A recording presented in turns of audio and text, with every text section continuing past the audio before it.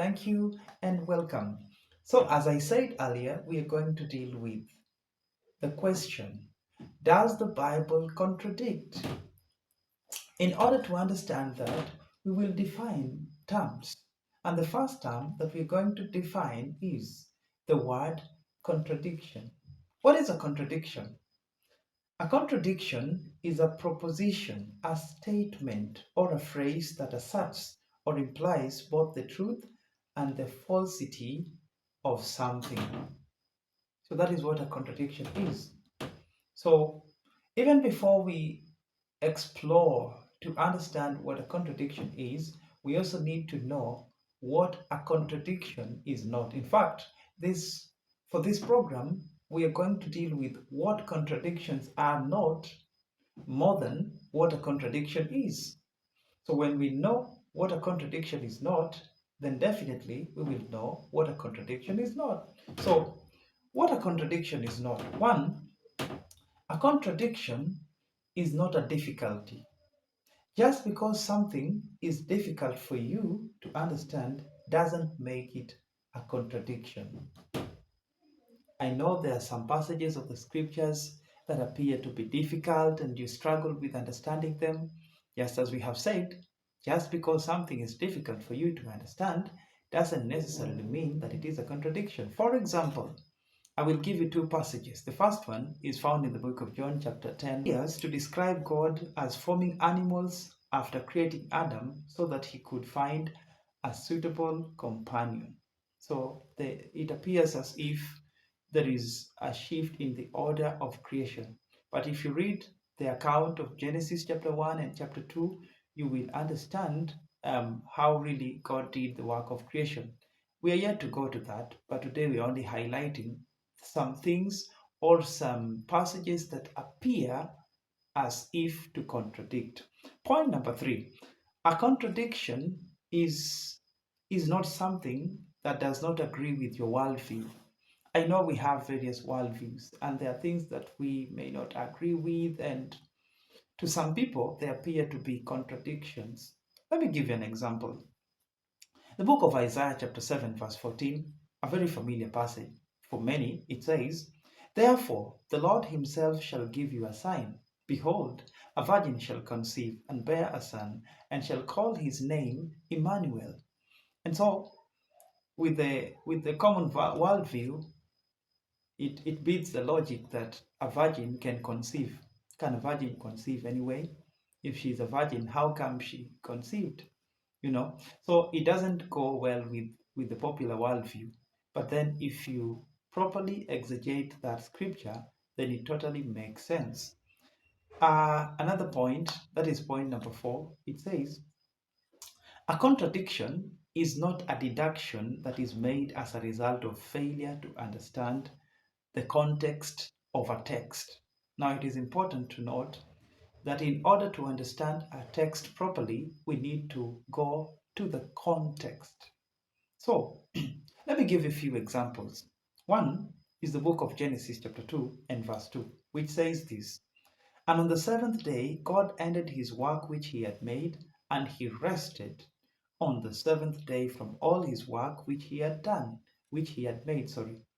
Now, when you go to the book of Isaiah, chapter 40, verse 28, the Bible says, "Hast thou not known? Hast thou not heard that the everlasting God, the Lord, the creator of the ends of the earth, fainted not, neither is weary? There is no searching of his understanding." So we find that in the book of Genesis, chapter 2, God rested from his work. And when you go to the book of Isaiah, chapter 40, that we have just read, verse 28, it says that God doesn't get weary, neither does he get tired. And so, to a reader who does not properly read the context of the book of Genesis, chapter 2, may have a feeling or the idea that God rested because he got tired, which is not implied in that text. Let me give another example. And for those who understand Kiswahili will witness to a confusion that some people have when they read a certain passage that I will read for you in the Kiswahili text. So, which is, I mean, the Union Version. Go with me to the book of Psalms, chapter 136, verse 1 and verse 2. It says, "Oh, give thanks unto the Lord, for he is good, for his mercies endures forever. Oh, give thanks unto the God of gods, for his mercies endures forever." So we have the pronoun he and his. Now, when you go to the book of Acts, chapter 19, verse 37, in the Union Version, that is the Swahili version, it says, "Kwa maana mmewaleta watu hawa wasioiba vitu vya hekalu wala kumtukana Mungu mke wetu." To those who read that passage of Acts chapter 19, verse 37 in Kiswahili superficially, they may come out with the thought that the writer or the author of the book of Acts, which in this case is Luke, is referring to God as a female, Mungu mke. And yet, God is identified as a he. Give thanks unto the Lord, for he is good. And we have many passages that refer to God as having that, masculine nature. And so there is that confusion, especially for those who read the Swahili text when they come across these Acts chapter 19, verse 37. Now, a contradiction still is not a divergent account. There are very divergent accounts in the scriptures that appear to be contradicting themselves. I will give you some examples, and one of them is the book of Matthew chapter 8, verse 5 through to verse 10. It talks about Jesus when he went to Capernaum. I will just read a few texts there. It says, "And when Jesus was entered into Capernaum, there came unto him a centurion, beseeching him, and saying, Lord, my servant lieth at the home, sick of palsy, grievously tormented. And Jesus saith unto him, I will come and heal him. And the centurion answered and said, Lord, I am not worthy that thou should come under my roof, but speak the word only, and my servant shall be healed." So we have the account of Matthew, and I want to take you to the account of Luke. And this is what Luke says in the book of Luke, chapter 7, verse 1 through verse 10. "Now, when he had ended all his sayings in the audience of the people, he entered Capernaum. And a certain centurion servant, who was dear unto him, was sick and ready to die. And when he heard of Jesus, he sent unto him the elders of the Jews, beseeching him that he would come and heal his servant. And when they came to Jesus, he besought him instantly, saying that he was worthy, for whom he should do this. For he loved our nation, and he hath built us a synagogue. And when Jesus went with them, and when he was now not far from the house, the centurion sent friends to him, saying unto him, Lord, trouble not thyself, for I am not worthy that thou shouldest enter my roof. And the story goes on and on and on. So what is the contention here? In the book of Matthew, chapter 8, verse 5 to 13, and Luke chapter 7, verse 1 to 10,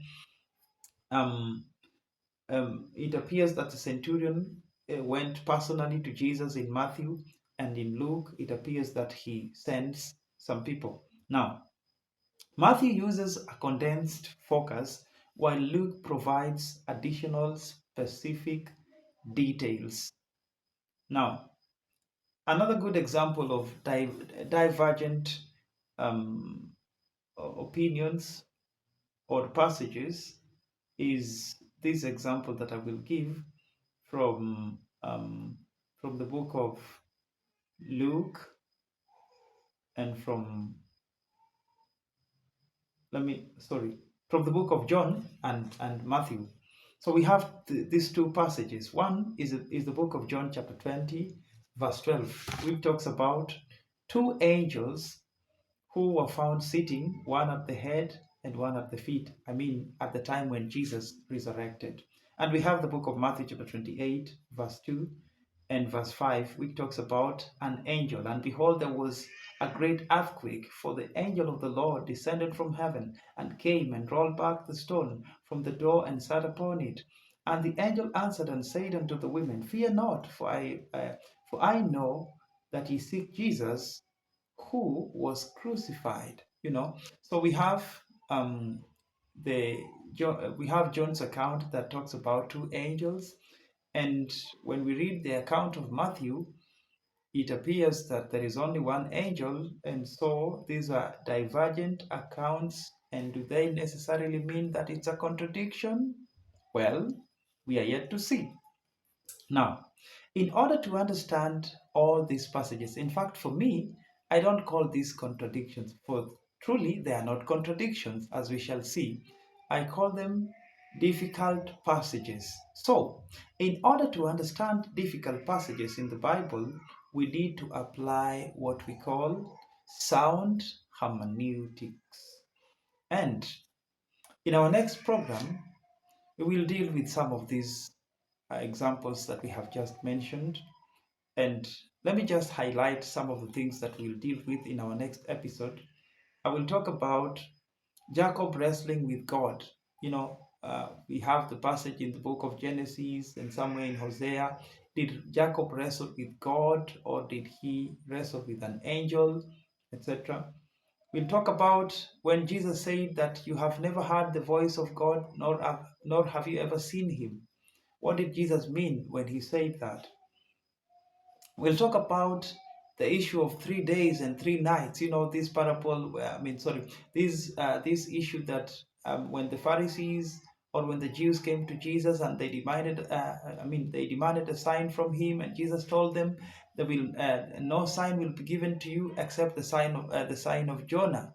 For as Jonah was in the belly of the fish for 3 days and 3 nights, so must the Son of Man be in the heart of the earth." So we'll talk about the issue of the 3 days and 3 nights. Another one, we'll also talk about the events surrounding the resurrection of Jesus. We've just mentioned the issue of angels, the women who went to the tomb, and many other examples surrounding that. On the same note, we'll talk about who instructed David to number the children of Israel. Was it God? Was it Satan? We'll discuss that in details. Something else that is worthy to talk about is the humanity and the divinity of Jesus. Is there a contradiction in that? We shall see that. And also, how did Judas die? Did he die by falling, or how did he die? We have those passages and many, many more passages. And you, my viewer, if you have any scriptural passage that you feel, if you have any scriptures that you feel are contradicting or are contradictory, I welcome you to present them that we may exegete them and have fun going through the scriptures. I tell you, it's going to be amazing and you will enjoy this journey. So, welcome and take this journey with me as we explore the scriptures. The Watchman Bible Research Center is the place that you should be. You don't want to miss the next episode. Thank you for following, and you're always welcome. Thank you. Shalom, shalom.